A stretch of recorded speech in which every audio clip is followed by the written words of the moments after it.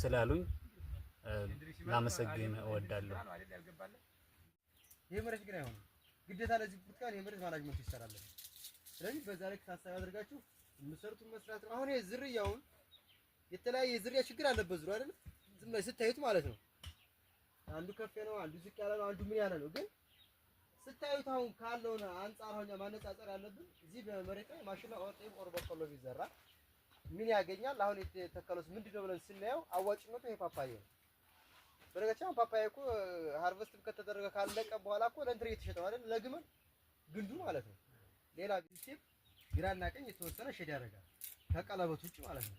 ቀለበት ጋር ተጨመር የሚገኝ ነገር ስለሌለው በዛ ልክ ዝሮ አረንጓዴ ግሪን የሆኑ ነገሮች ቢኖሩት የአፈር ለምነቱን መልሶ ለማሻሻል ይጠቅማል። ለፀሐይ ስለተጋለጠ ነው። አሁን ማክሲመም ይሁን በ10 ወር እኮ ማለት ነው አይደል? ስለዚህ ከ7 ወር በኋላ ምንም አይነት ኢንተርክሮፕ አያስፈልገውም። 11 ወር አይደለ? ከ7 ወር በኋላ ኢንተርክሮፕ አያስፈልገውም። አሁን ራሱ ሸድ ስለሚያደርግ ማለት ነው። ነገር ግን አሁን እዚህም ቦለቅ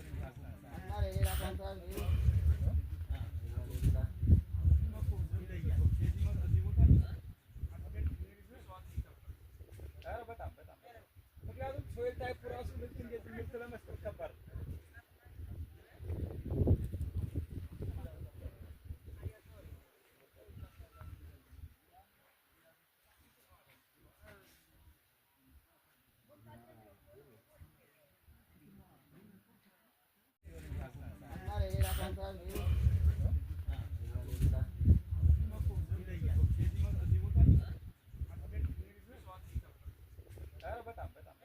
ምክንያቱም ሶይል ታይፕ ራሱ ልክ እንዴት ምርት ለመስጠት ከባድ ነው።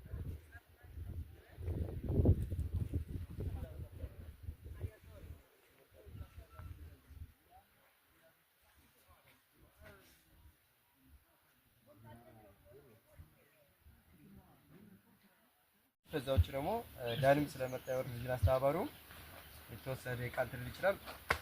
እሱ ነው በቃ። እስኪ ያጠራል ዳንም ተርሰለት ነው። እሺ የኃይል